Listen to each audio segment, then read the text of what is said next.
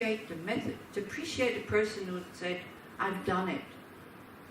I liberated myself from all negative emotions, and then giving us the method. This is how I did it. And if that comes without appreciation for your own potential, or your own goodness, the Buddha cannot help you. So can you please now look inside, not at your notes, and connect with that goodness again, and appreciate it, having at least some kind of idea that it's there.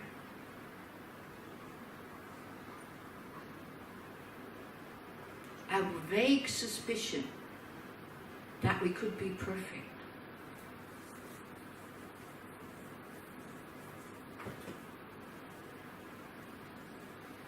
And then to appreciate, only then to appreciate the Buddha, that he gives me methods because he has traveled this path. So I can, out of that suspicion or vague idea, I can make this reality.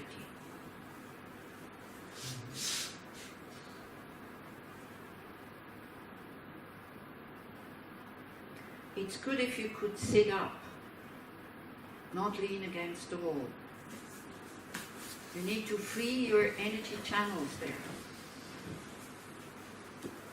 that you can feel something. Otherwise you're slouching and you don't feel anything. You just look like really bored.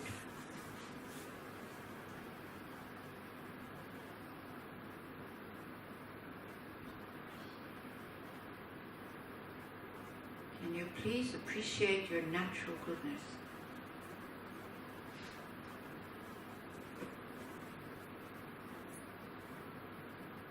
And everybody has this goodness, so we don't need to become arrogant about this. This is like you're arrogant because you have 2 ears. Everybody has 2 ears, or most of the people. Why would you be arrogant about that? And that goodness is natural, so it's the same for everybody. You can be arrogant about your beautiful ears, whatever beautiful ears are, but you can definitely not be arrogant about your own goodness, because everybody has it.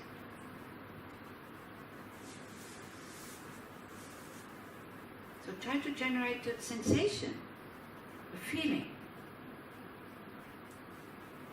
that counteracts this arrogance, I'm special. Or try it out. If you go into the thought, I am special, and this is due to me, how does that make you feel?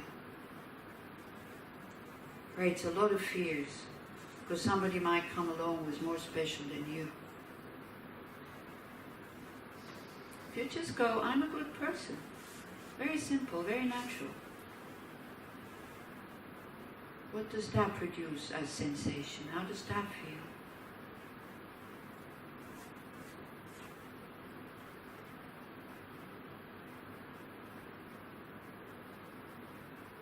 Okay, so with that goodness, we want to offer something. So that's the next line. Again, you don't need to take your text, I will read it to you. I present every type of offering, actual and imagined. So we make the mind very, very, very big. And out of gratitude and appreciation, we offer whatever we think is beautiful. So we learn to give. We learn to give mentally because we're very tight. Giving for us is very difficult without having an agenda. Giving just for the sake of giving, we do when we don't need the things anymore. And that's not giving. There's no joy in it. There's the joy of, oh, finally somebody took it. That's not what is meant here. The joy of freely giving, limitlessness. No boundaries. So you visualize like, now we give to the Buddha or to yourself as the future Buddha, oceans of flowers, fresh flowers. Not like those we have on the altar here. Yeah, I will actually take them away afterwards. So we learn to offer pristine things, beautiful things, not flawed things. For the senses.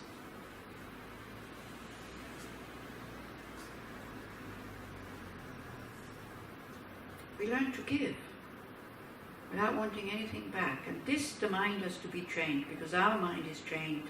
If I don't get anything back, what's the point? Or what?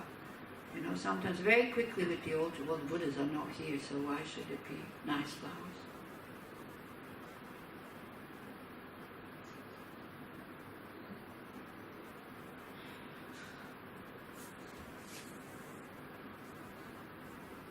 Ocean of flowers, oceans of delicious food, oceans of wonderful smells, tastes, touches. Highest quality. You see, everybody likes high quality. If you produce something and it's low quality, you're not happy.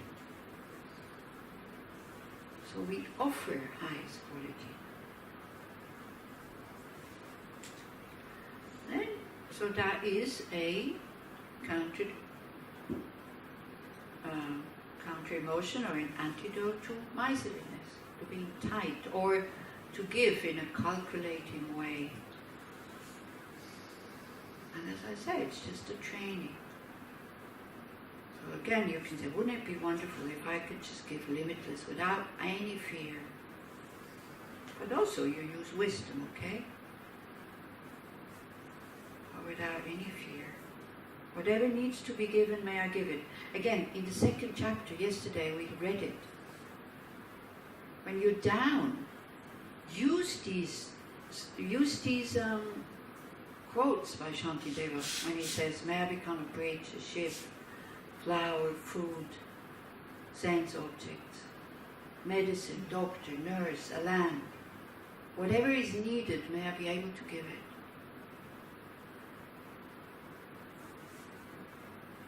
So it's the attitude that counts. It's actually not the giving.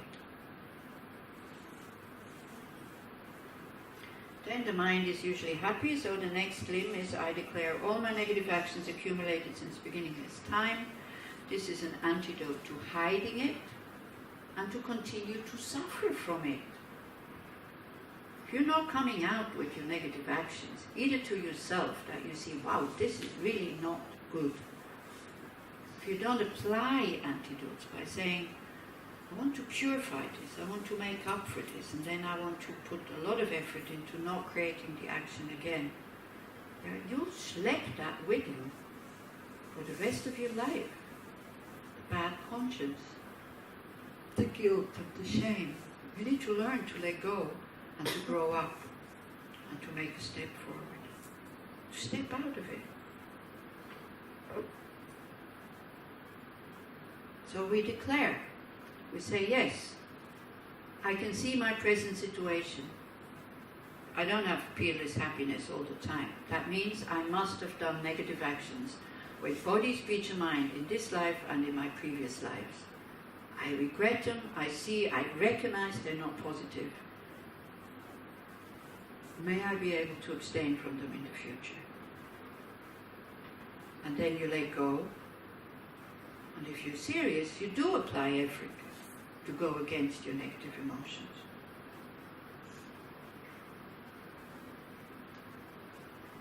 So it's an antidote to guilt.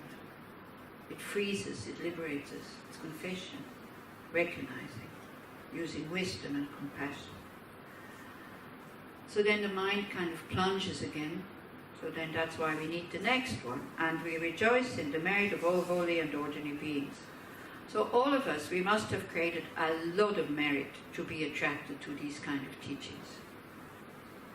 Otherwise we would find it uninteresting, boring, too difficult to do, and we would run away. We wouldn't be here. For some of us this makes a lot of sense. Other people say this is perverse. It only makes sense if you do have the merit, if you have the positive energy, that it will make sense. And it's one of the causes to be able to practice it. If it doesn't make sense, you can't practice it.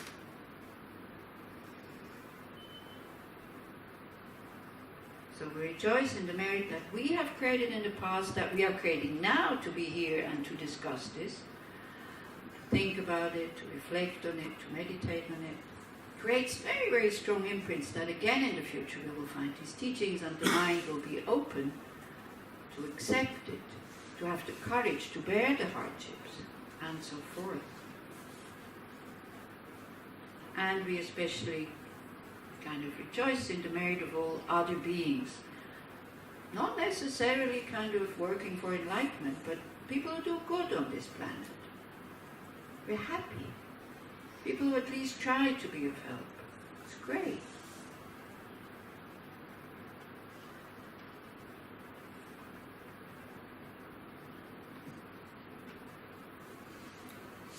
Then again, that one, the next one is please remain. Oh, so rejoicing is kind of an antidote to jealousy. And it's a very nice mind, again. Maybe think about somebody that you really like, somebody who's successful and you like that person. Do you have somebody like this in your life? Hope so. And you're happy that they're successful. Try to connect with that mind. Is it a good mind or is it not a good mind? My gosh, this is not so complicated. Do you feel good when you rejoice with the happiness of somebody else? Think of your children. They come home and say, wow, I didn't fail the exam.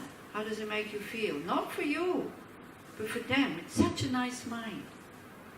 And we narrow it down to a few beings on this planet. We're so stupid. Sorry. But we are. We can rejoice in the beauty of somebody, in the success of somebody, in being kind of somebody, being intelligent, whatever. But instead, most of the time we feel jealous. The loser emotion that doesn't take anything away from others and prevents us from being happy. It's habit, habitual tendencies. Okay, so then the next two are to create good relationship with the masters. Please remain until the end of cyclic existence. So that kind of purifies if we haven't followed advice, if we criticize them, if we make fun of them, and so on. Because that puts big hindrances into your mind to be able to follow advice. Turn the wheel of Dharma for living beings. It's an antidote to ignorance because we want teachings. Again, it's also an antidote to arrogance, that we don't need the teachings.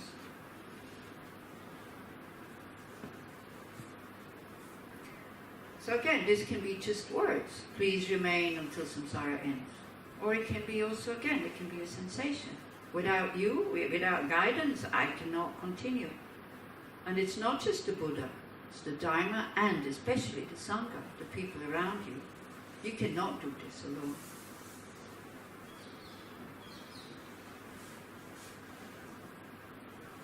Turn the wheel of Dharma for living beings. If we ask it, we get very enthusiastic in receiving teachings,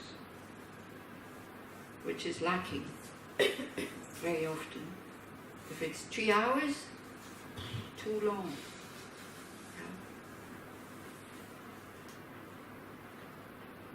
This one limb, turn the wheel of Dharma for living beings, that is kind of helping your interest, so that you have joy in receiving teachings instead of it becoming a duty or boring.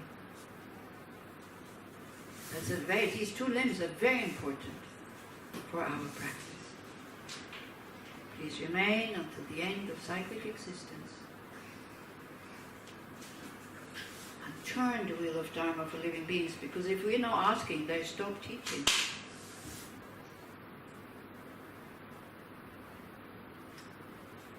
And the last one, I dedicate my own merits and those of all others to the great enlightenment. It means we reaffirm to ourselves why we are doing this. Not to be happy now, but to be free from all negative emotions and to have developed or to have found in us universal compassion, universal wisdom, and through that we become fearless and have really skills knowing how to help others. Okay.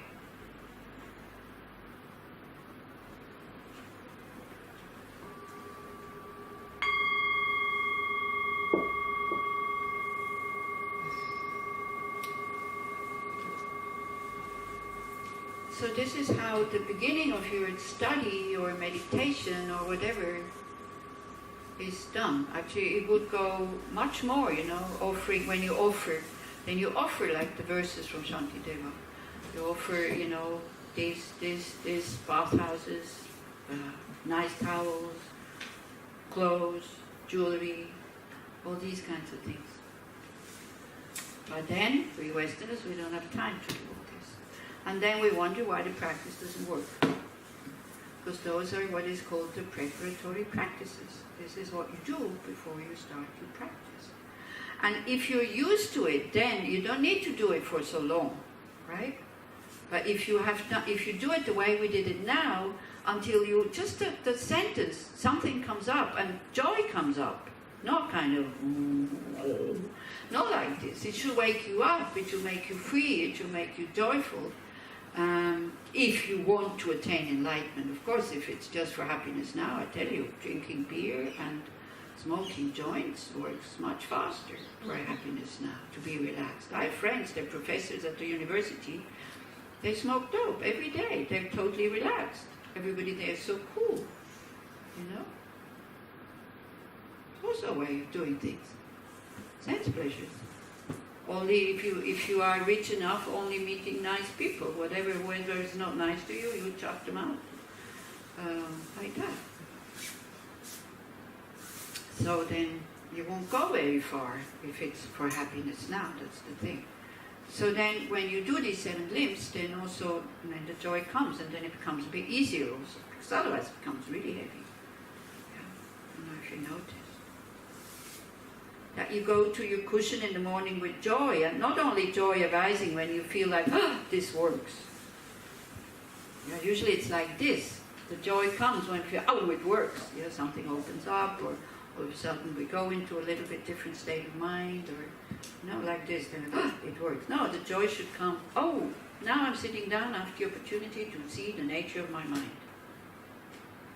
By sitting down and practicing awareness, what will happen, I will have more choices in my life, whether to be happy or whether to be unhappy, whether to be kind or whether to be unkind. Because if you're not aware, you have no choice. You have no choice.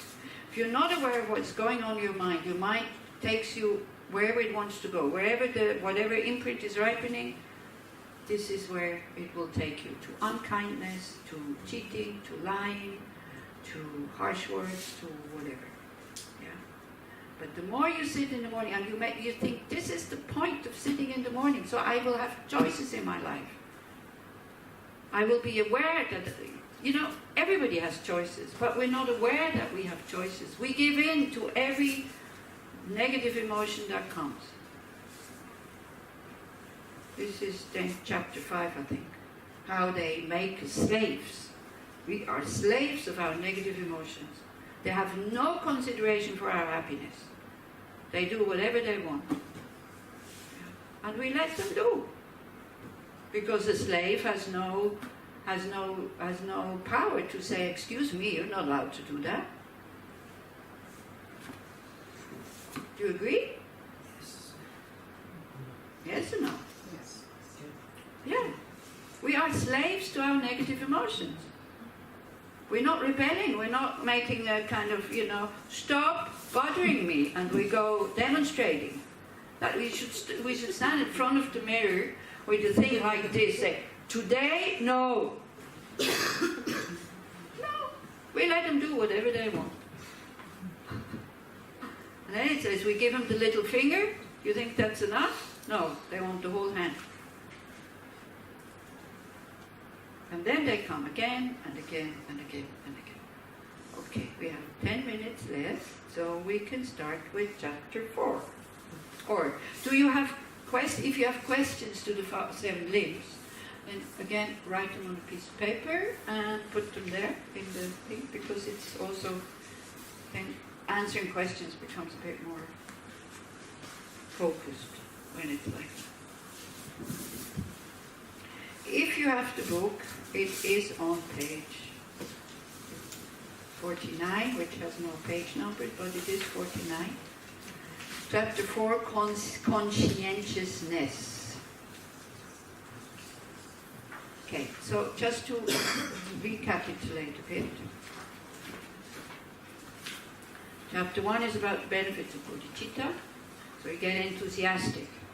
Then you see difficult tools. So you start to practice like the 7-point kind of cause and effect, or the exchanging oneself for others. We've had teachings on that, I think most of you. But then also you start to see, whoa, it's very difficult, and you fail and fail and fail. So then it's chapter 2. What we just did, chapter 2 and 3, you kind of, you make the mind fertile, you make the earth kind of receptive to receive these teachings without being bored or without thinking this is nonsense or whatever. Yeah?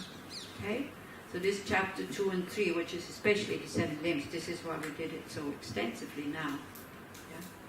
And as I said, if you feel really down and really low, go to chapter 2 and read this. Me, it's like, I think this is, it totally brightens me up when he says, like, may I become this and this and this and this and this. Because you have a choice. I have a choice whether to be like the useless person who is always harming others and never doing anything good, or go in the direction of to become whatever is helpful to others. Yeah? This is what the verses are for, to kind of to balance out our mind. When you feel totally haughty and think, wow, look at me, how wonderful I am, then go to the confession and to impermanence and death. Then it will bring you down and say, oh yeah, I also have still a lot of negative things. So you need to have the wisdom to know what to apply when. And that wisdom you learn as you attend teachings and as you study and in the discussion groups. Yeah? It doesn't come from itself. This is the thing. It takes time. So that's chapter 2 and 3. Like we prepare the ground. We create the conditions in order to be able to develop bodhicitta. Like the 7-limb practice also is, we create the outer conditions. We are then born in a good place where we do have access to Dharma teachings, and we have people around us. We have the financial means to not to have to work all the time, so that we have some leisure and some time to practice. So like that. So we create inner conditions like our faith, our trust in our own goodness, but also outer conditions in having access to these teachings and having interest. I mean, everybody out there wants to be happy. How many people have interest in really creating their own happiness? Not so many. Because we think happiness is sometimes happy, sometimes sad, and most of the people think like it's natural, it's normal. Yeah. Slowly now, also science is going in that direction, to see not just physical health can be studied and can be developed, also mental health can be studied and can be developed. By the way, today is the day of mindfulness. Yeah. Nice, yeah. Conscientiousness, mindfulness is today, the World Day of Mindfulness. So maybe you are lucky enough to work for a firm or for a boss that has seen the advantage of mindfulness and offers you mindfulness classes or courses. But the problem is that there also sometimes motivation is not so pure. Yes. Because you become better workers if you're happy. So if your boss practices with you, that's okay. But if it's only the employees who go, it's not okay. If you're working there, I would say, okay, if you come, I go. If you don't come, I'm not coming. Because then also the boss's mind gets transformed. Yeah, because with mindfulness, the mind does transform if you add loving kindness. They made also in the Max Planck Institute, they had 2 groups. One was just mindfulness on the breath, and one was mindfulness with metta. So for the group without metta, they had They concentration increased, but no compassion, no love, no nothing. The others both. Yeah, normal. You know, it's not just in, out on your breath that you will develop a good heart. Not enough. And especially the reason why you want to practice mindfulness is because you want to be mindful of being able to use the precious human rebirth in a good way so that you can die without regret in this chapter. Yeah? Or the mindfulness to see when Shempa comes up, when this comes up, this energy that makes you reach out where you know you shouldn't go, but the energy is so strong that, yeah, we just go. Although here we know I shouldn't go there. You know what I'm talking about. Do you have moments like this? You know I shouldn't do it, and you still do it because the urge to do it. That's the karmic. That's the intention. Yeah, that's this karmic force from a previous imprint that makes you go there. Same as a seed. Yeah, if you have a seed that is not exposed to moisture and earth, nothing will grow. But the moment you expose it to moisture and warmth and earth, maybe not so much the earth, it's more moisture and warmth, there is a force that wakes up, that becomes very strong, that breaks the shell, which before it, nothing broke it. So that's it. This is this mental factor of intention, yeah, which is very strong, and that determines what the imprint will be like. So this is the one that we're trying to catch before we do something with intention. Okay, so chapter 4. So you're clear about 1, 2, and 3, yeah? 1 is the benefits of bodhicitta. 2 and 3 is to create causes so that we can develop bodhicitta. At the end of chapter 3, you say, yes, this is my path. Make a very strong, firm decision. And you're not going back on that. So you need to think about this. So Khandra Rinpoche, she said in Switzerland, she said, yeah, you know, the Tibetans, with the vows, they never think about whether they should take them or not. Some vows are given, they just take them, and then of course they break them. You Westerners, wow, you study them, you look at them, you think about them, 10 years, whether you want to take them, and then after 10 or 50 years, you finally take them, and then you also break them. It's true, isn't it? We're very careful. The Tibetans, they just go for any initiation and for any vows that are given, they don't care. Yeah? So like this. So, exactly. So at the end of chapter 3, this thing. Yes, I will develop bodhicitta. I will work on bodhicitta. I want to be a bodhisattva. Yeah. So the chapter 4 is about.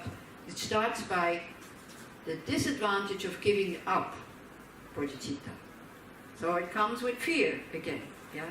So you see, we Westerners, we don't work well with fear because we don't see it as. We have this arrogance of wanting to be free from fear. But we are accompanied by fear our whole lives. As long as you have this split, I and others, as long as we don't see reality as it is, there is subtle fear there all the time. It's accompanying us. This insecurity. Because it is like being in a fun fair where you are in a place where you don't exactly know when I'm going to fall next. These places that are dark, and then there's spider webs, and there's monsters, and there's all this. You don't know what's coming up. So that kind of fear, subtle fear, is accompanying us until we have realized emptiness. Because we're not living in accordance with what is there. And every negative emotion is accompanied by fear. This is why fear is not a separate mental factor.